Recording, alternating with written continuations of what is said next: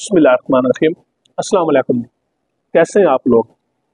आज हमारा टॉपिक जो है वो नाकाबिल दस्त अंदाजी जुराइम की सूरत में गिरफ्तारी से मुतल्लिक है और ये ज़ाब्ता फौजदारी का सेक्शन 57 इसको डील करता है।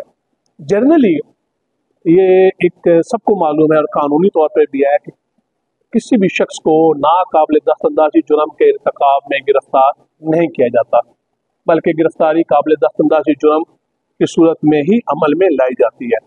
लेकिन आज हम एक ऐसी सूरत हाल का जिक्र करेंगे जिसमें एक ऐसे शख्स को पुलिस ऑफिसर बिला वारंट गिरफ्तार कर सकता है जिसने नाकाबिल दस्त अंदाजी जुर्म का इर्तिकाब किया हो। नाकाबिल दस्त अंदाजी का पहले मैं आपको बताता चलूं कि नाकाबिल दस्त अंदाजी पुलिस जुर्म ही उसी को कहते हैं जिसमें पुलिस किसी शख्स को बिला वारंट गिरफ्तार ना कर सके।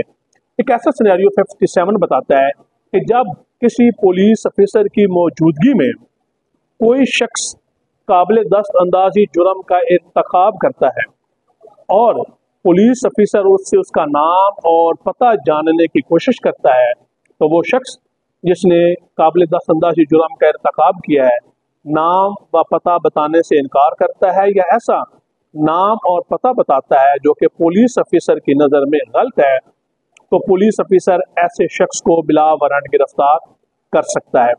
जब ऐसे शख्स का नाम और पता क्लियर हो जाएगा तो पुलिस ऑफिसर ऐसे शख्स को जमानतनामा लेकर जामनों के साथ या बगैर जामनों के रिहा कर देगा। और अगर ऐसा शख्स जिसका नाम और पता क्लियर करने की कोशिश की जा रही है वो गैर मुल्की होगा तो ऐसी सूरत हाल में उसको रिहा नहीं किया जाएगा जब तक कि कोई पाकिस्तानी उसकी जमानत ना दे दे।